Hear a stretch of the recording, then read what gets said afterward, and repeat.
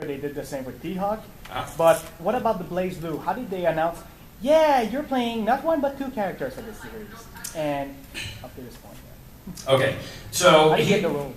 What he asked me is, in talking with some of the folks the voice actors that have worked on games like Street Fighter, is they'll keep you in the dark. And a lot of times when you do work on these projects, you have to sign these contracts that say, no, you cannot talk about it. In fact, I got projects right now that I can't discuss, unfortunately. But yeah, there are contracts, NDAs, non-disclosure agreements, and it's just top secret stuff. So it's, for them, it's very confidential. You go and you work on the project, and you agree that you just don't talk about it publicly until they give you the green light or until the game is actually released. Specifically, he asked me about Blaze Blue and how I found out I was playing these characters. Went into audition for a number of different characters, and once again, what they'll do is they'll just give you the characters, and they'll give you a description of what that character's like and their personality, and so on, but they won't tell you the name of the title. Sometimes you can kind of surmise if you're familiar with the series or the franchise, but a lot of times you have no idea. So as a voice actor, you go in and you just see, okay, well, this character, he's this age range.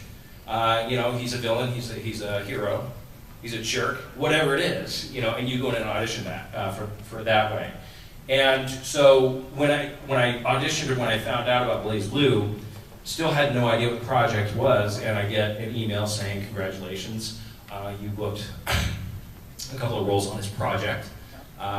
Let's book you for this date. And I go in, and then they're like, well, guess what? You're playing Jun Kisaragi, and you're also playing Hakumen. And then they'll say, here's the vocal range that we wanted, or that we want you to do for these characters. Okay. Well, the reason I asked that is that I heard Patrick Sy say they actually got called and say, yeah, you're wrong now, by the way. So I thought that. Yeah. Well, that'll happen maybe too. Maybe they got the demo and they said, yeah, okay, this guy would be good for this now. Sometimes that happens. Oh, okay. Sometimes that happens as well. What we have is what are called our demo reels. And what a demo reel is just a compilation, okay, a short compilation, about a minute to a minute and a half, of all your different character voices that you've done for projects that you've worked on and whatnot. And sometimes the production company will have your demo reel, and if they're casting something, they're just going to listen to the demo reel as opposed to having an audition, and then you just get a call, bam, you're playing this character. So, which is always nice. Any other questions? Curiosity. I saw Gun Export. I was wondering how did you react when you, because you made a proposal with this, and how did you react when you learned that it was going to be like on the DVD? Oh, that's an awesome question. For the anime series Gun Sword, I made this all the way back in 2006 was when we were recording that. I used Gun Sword, the anime, to propose to my now wife. Aww. Yes. And there's a scene, and I'm not going to give away any spoilers, but there's a scene in the very first episode where Vaughn, the main character that I do the voice for, is down on one knee in front of a church, and he happens to be talking to the other main character, Wendy. And what I did is I went in and I redubbed over the dialogue, and I dubbed in a proposal to my now wife. And what I did is I came home and I just had it just intended strictly for her and me, and it was just my clever way of proposing to my wife through the animation.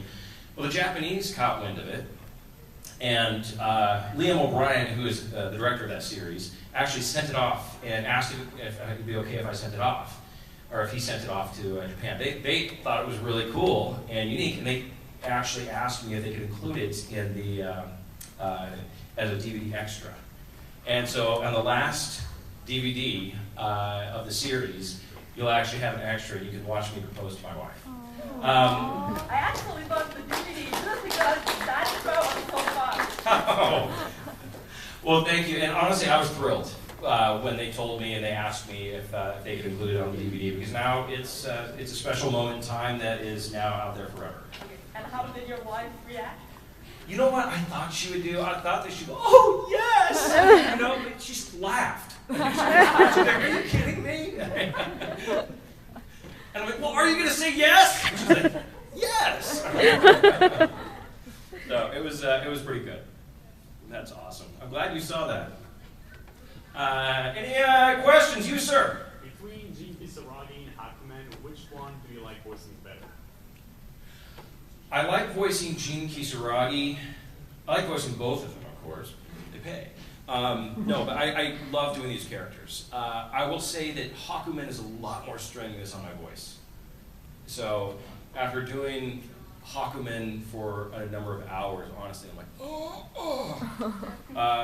Gene Kisaragi, I love that character so much. He's so crazy.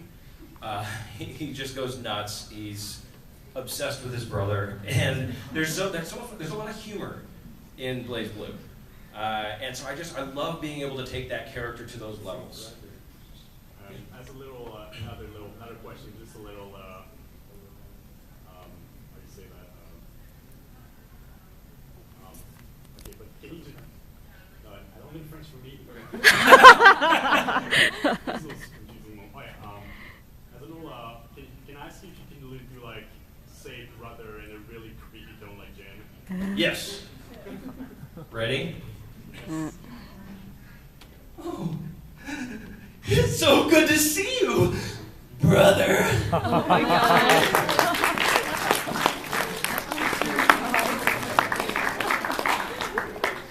You had a question right here. If Code Geass was to continue after where it ended, if you could decide, would you have Shin-Kei die like it was sort of implying would happen, or would you have him miraculously recover? Miraculously recover all the way. Because that means I'm back in the booth recording him. No, he's a great character. You know, I mean, the series is a complicated series to watch. But once again, you know, these intertwining storylines, and Shin-Kei was, for me, you know, just a great character to get to voice, and I really enjoy the series as well. Go ahead. I think this is probably a question that most people here already know the answer to. Montreal is not a good place to try voice acting. Oh, sorry, I got two people asking questions at the same time. No worries, no worries. We'll take your both questions. Okay, ladies first. Go ahead. Oh, thank you. Do you guys record together or separately? Okay, great. As I was playing Graces, I couldn't help but feel like there was a lot of chemistry in the cast. Yeah. And the skits, and I'm laughing my ass off and all of the skits. Like, Sherry, we have to go off the butt. But anyways, point is, did you guys like record that separately and it just coincidentally like really fit together, or do you guys do that together? Great question. What she asked me, for those of you who couldn't hear that, was, do we record the series, like for instance, she was speaking of Tales of Graces, and there's a lot of banter in that dialogue back and forth between the characters, and she asked if we recorded it separately or if we're in the same room recording at the same time. The answer specifically to that series is we recorded it separately. So we were able to, you have to look at the dialogue and what's happening between the two, and then they edit it together. So normally what happens with a video game is you're actually recording by yourself, okay? And same goes with anime, because you're matching that lip flap, okay? When it comes to an original animation series, I did a voice for, what was it? It's Warren Buffett's cartoon, The Secret Millionaires Club, okay? And stuff like that, then you're actually in the room with the other actors, and it's almost like a script reading. So, good question. Okay, you, sir. Yeah, so basically what you're saying is Montreal is not a good place exactly to get started in voice acting. You have to go to the States or Vancouver. Okay, so what he asked me was, do I believe that Montreal is this a bad place to get into voice acting? Do you need to go to the United States? Do you need to go to Vancouver? And the answer to that is yes and no. Montreal, here's the great thing, the fantastic thing about being in this industry, about being a voice actor, voiceover artist in this industry today, is you can do it from anywhere. Okay? I have often recorded stuff, and the client is in Minneapolis, and I'm recording out of Los Angeles. There are websites out there like Voice123, Voices.com, places like that that you can actually submit auditions. 90% of my auditions now I do it out of a home studio that I built in my office, okay, for like $200.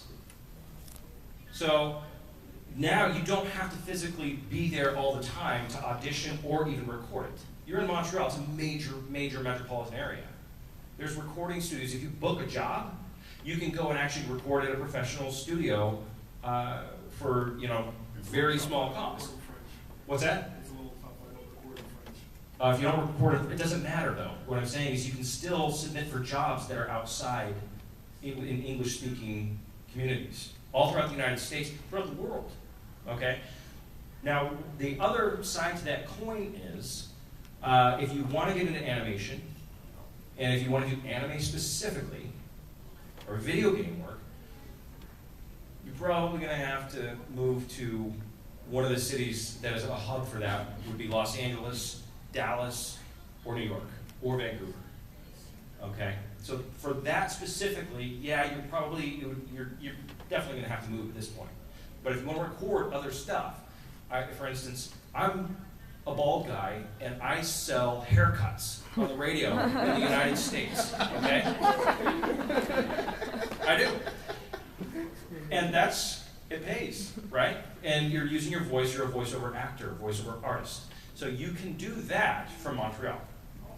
Okay. Well, maybe just to mention, although, because in Montreal, you have like the UDA, Union des Artistes, and about the voice acting, it's really close. Just for people to know, you have to pass like by the Union des Artistes to be able to get access. There are some like underground network, but essentially it's controlled by this city. So the music.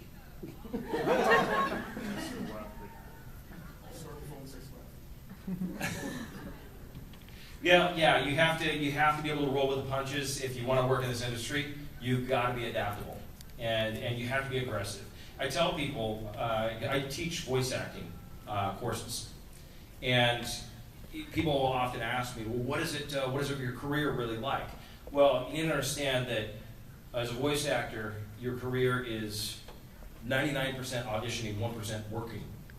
So you have to be able to create those opportunities to get those auditions. You can do that locally here in Montreal and use technology to your advantage, like online and places like that. Or you would move to a bigger, not a bigger city, but a city that's a hub for animation, if that's something you wanted to pursue. Right here. When you started out as an actor, do you think voice acting is something you really want to